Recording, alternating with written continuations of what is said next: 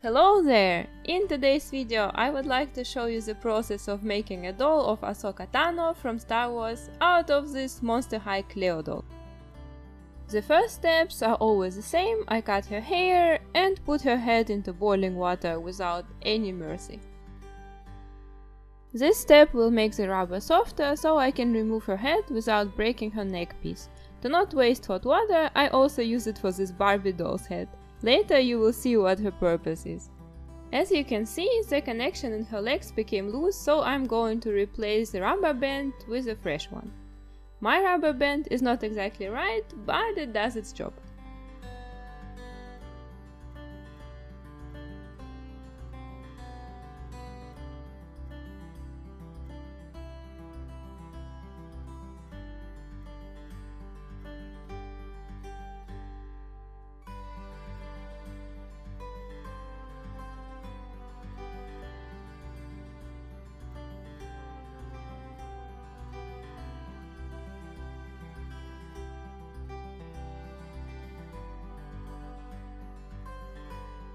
Now let's make the dress.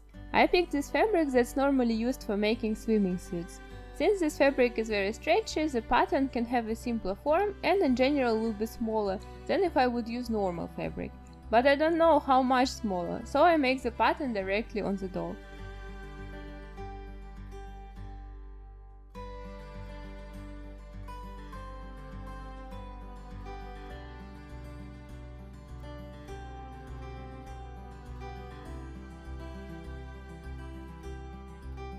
When I'm satisfied with how it fits, I can start sewing.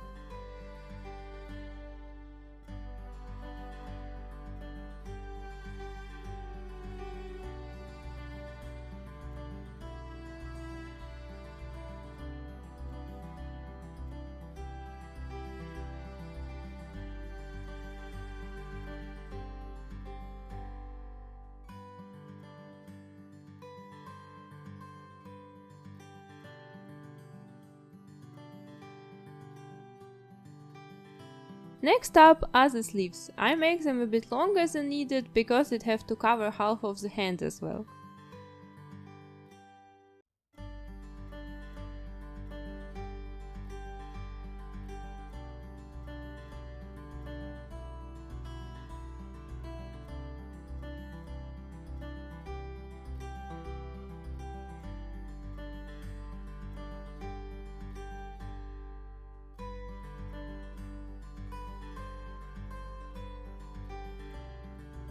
Here I would like to show you a little trick how to easily turn such a thin detail inside out. For this you will need just a straw and a stick. It's a sleight of hand, nothing more. For the pants I use the same sort of fabric as for the dress, just darker. So I want to make the pattern directly on the doll as well and be sure that it fits perfectly.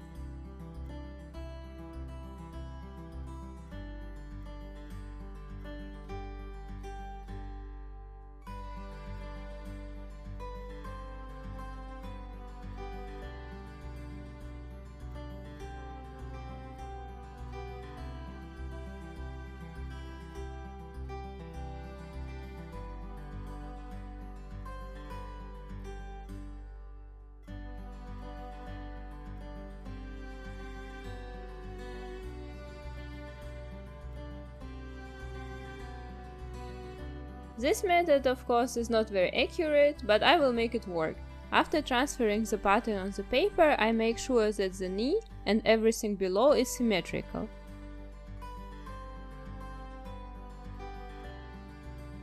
And that the middle seam starts at the same level at the front and at the back half.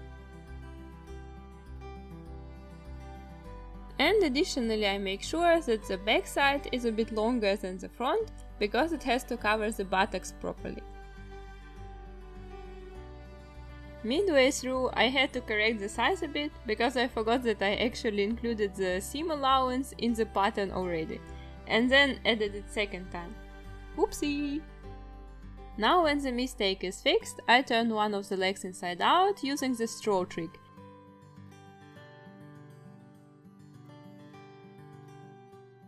Put it inside the other one, and like this getting a nice access to the middle seam.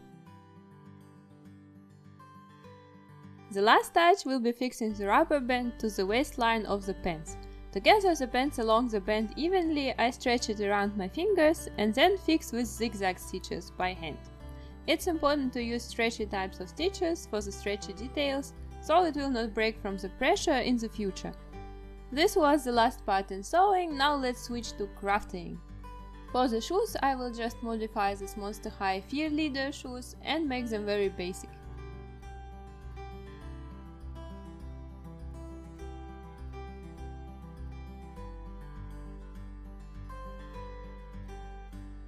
Then with epoxy sculpt I am sculpting the basic shape of the future arm and hand pieces of the armor.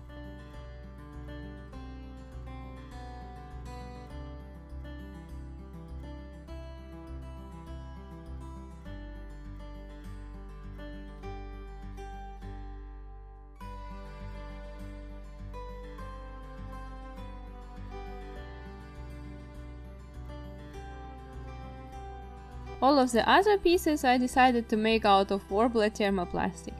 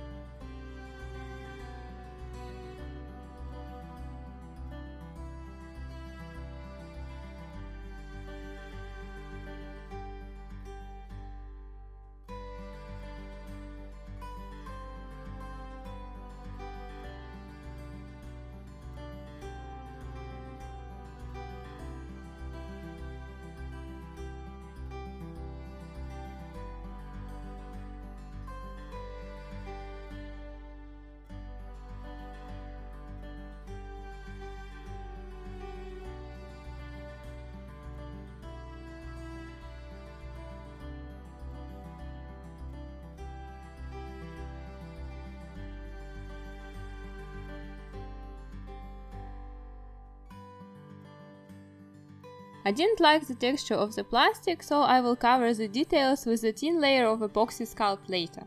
Everything except the leg armor, because these pieces had to stay flexible for me to be able to put them on the doll.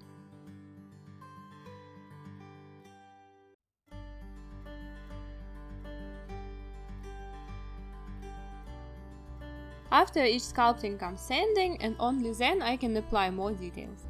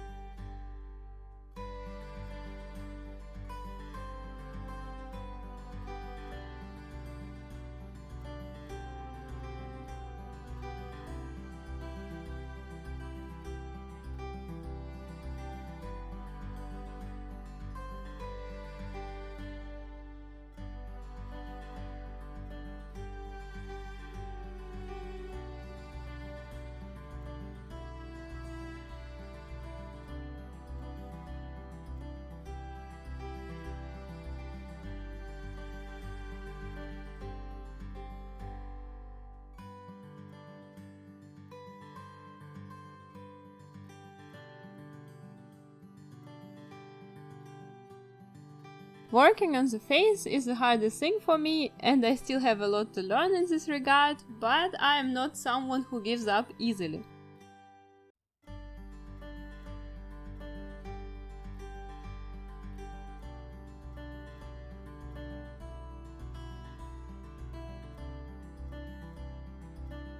I found out that it's much easier to blush the doll if you cover the face at first completely with one color that's close to her original skin tone and only then apply some shades.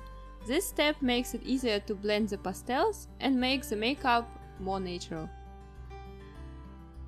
I also learned that the light pastels are almost disappearing after sealing them with Mr. Super Clear sealant, when the dark ones are getting even darker. So I don't rush with grabbing the dark colors and rather start with lighter tones than I need.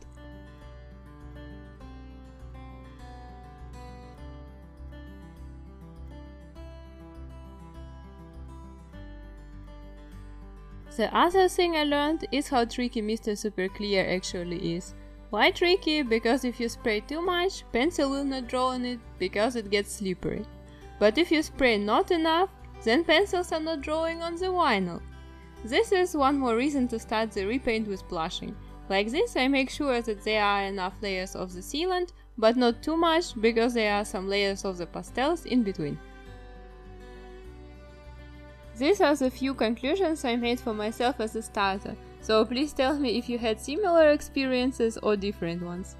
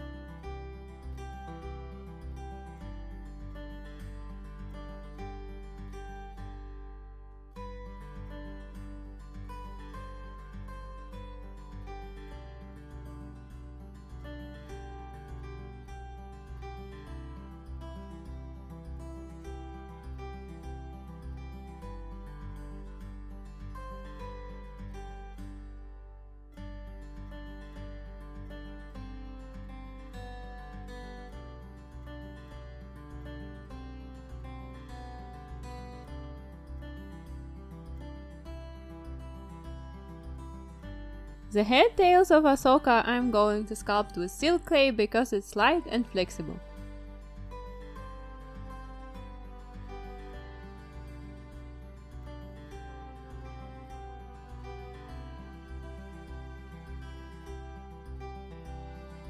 At first I tried to sculpt each tail separately, but it looked wrong, so I combined some of them into one construction and it looks just right.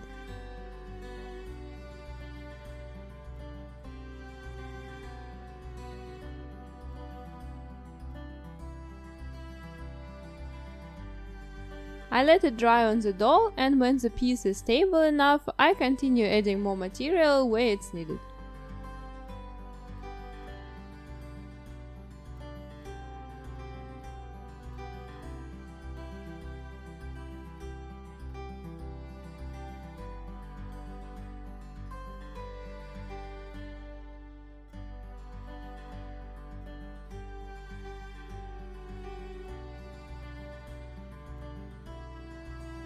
The metal piece I sculpted out of epoxy sculpt.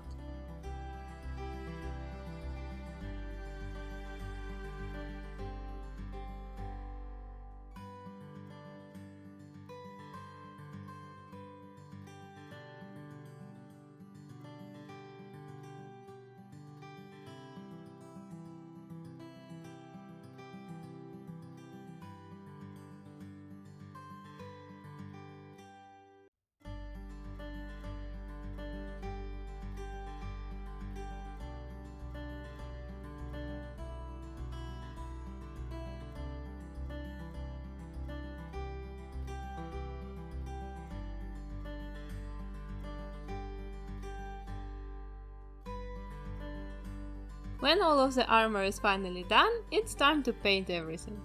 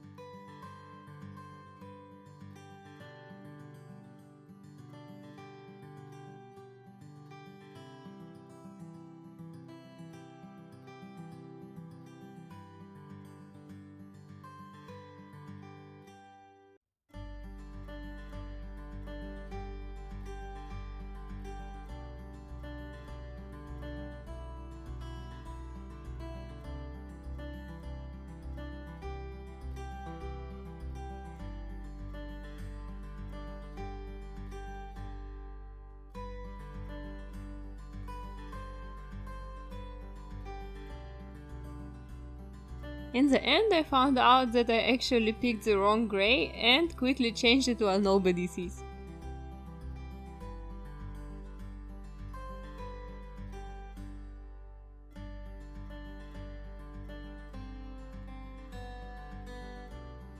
With silver paint, I applied some scratches to the armor using a dry brushing technique.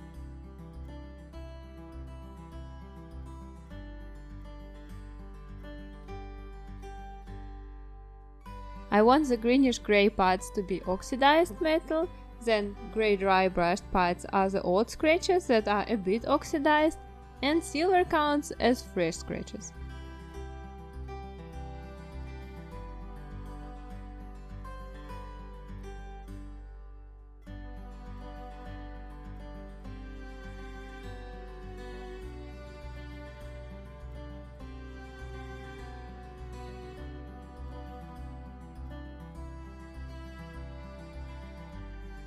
Afterwards, I paint the head tails.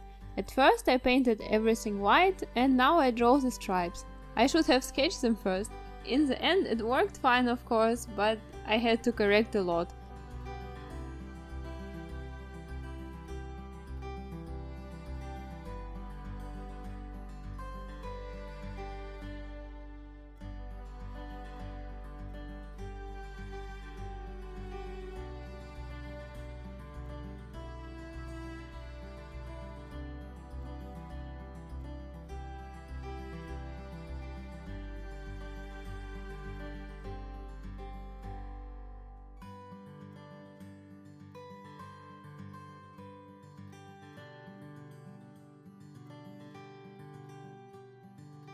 When all of the parts are done, I covered them with semi-gloss transparent paint.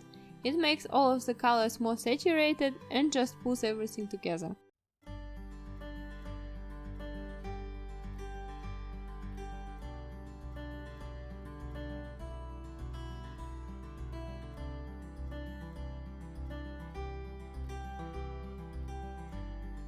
Have you ever seen a Jedi without a lightsaber? I didn't, so I will make a couple of sabers for the doll as well. As a base I use bamboo sticks and the hilts sculpt with my favorite epoxy sculpt.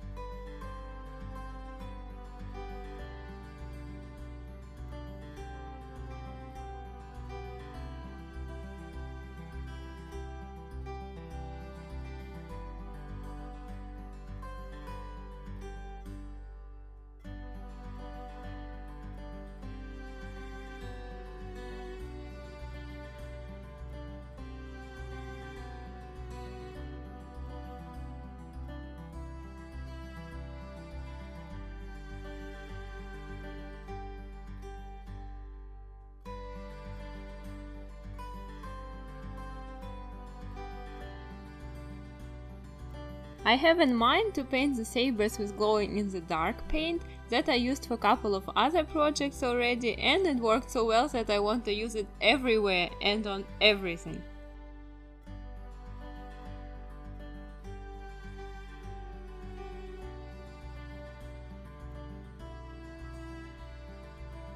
The last piece that's missing is the belt, so let's quickly make one and put everything together.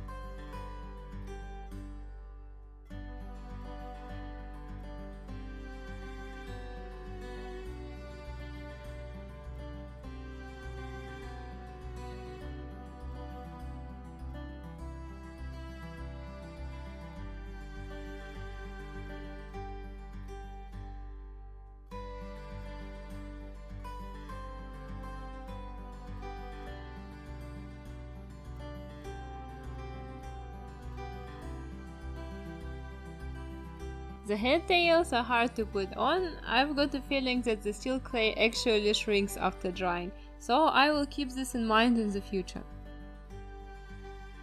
And she is done! Here comes my Ahsoka Tano, and I love her so much, especially how the armor turned out, because for the whole months while I worked on her, I didn't know how the parts will look together, how the armor will fit, but in the end everything turned out pretty well. How do you think?